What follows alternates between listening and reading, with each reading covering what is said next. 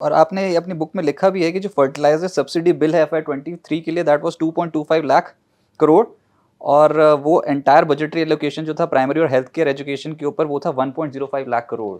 तो ये तो बहुत तो इनफैक्ट हमें अब मिसमैच देखिए, अब मिसमैच ये नहीं कि वो एक सब्सिडी ज्यादा इंपॉर्टेंट नहीं है, नहीं है, जस्ट मिसमैच देखिए, हम प्रायोरिटाइज क्या करना चाह रहे हैं, ये बहुत इंपॉर्टेंट, और ये सवाल बार बार हमें अपने आप से और अपनी सरकारों से पूछना चाहिए। पर सर एक और चीज का जिक्र हुआ है, दैट इज नेशनल चैंपियंस। तो ये आपको लगता है कि कुछ चुनिंदा कॉर्पोरेट्स को एडवांटेज ज्यादा मिलता है देश में, और वैसे भी विपक्ष बार बार आरोप लगाता है सरकार के ऊपर कि ये दोस्तों की सरकार। हमें अच्छा होगा अगर भारत में बड़े कंपनियां पैदा होते हैं, हाँ? अगर जो लोग चिप डिजाइन कर रहे हैं भारत में, 20% लोग, दुनिया में 20% of chip design is done in India.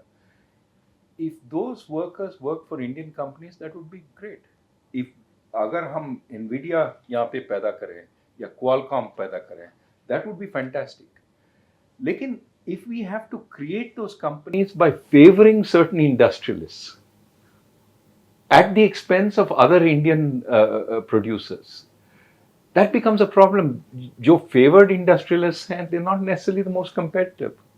And what we saw when we protect certain areas and favor them, we become much less competitive. आपको याद होगा, once upon a time we had 3 auto manufacturers that never progressed. वो जो ambassador car थी, उसका same front was there for 50 years.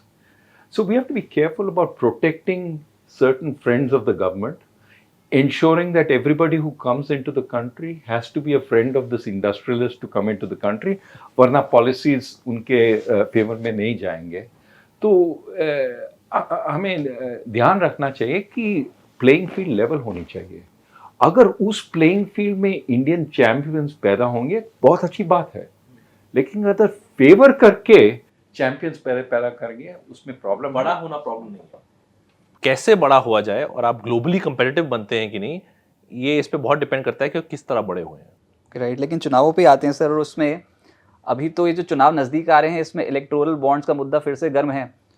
आप क्या electoral bonds के फेवर में हो? इनफैक्ट ये जो आप ही ने लिखा है बुक में कि 2019 चुनावों में 55,000 से 60,000 करोड़ रुपए इलेक्शन फंडिंग हुई थी, और इस साल तो उससे भी ज्यादा होने की उम्मीद है। तो इलेक्टोरल बॉन्ड्स की फंडिंग से रिलेटेड क्या दिस इज ट्रांसपेरेंट मैकेनिज्म जिससे पॉलिटिकल पार्टियां फंडिंग जुटा सकती हैं, या फिर यहाँ पर भी एक पेच है? और सर हाल फिलहाल की एक खबर भी यही है कि कांग्रेस MP धीरज साहू के घर से 500 करोड़ रुपए के आसपास की रकम जो बरामद हुई है। तो इलेक्टोरल फंडिंग क्या ये ट्रांसपेरेंट मैकेनिज्म है कि नहीं?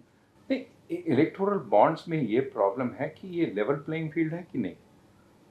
देखिए, जब एक इंडस्ट्रियलिस्ट इलेक्टोरल बॉन्ड्स में पैसा डालता है और कहता है कि इस पार्टी को दो, पब्लिक को मालूम नहीं है कि कौन से इंडस्ट्रियलिस्ट ने पैसे दिए, और ये नॉन ट्रांसपेरेंट है.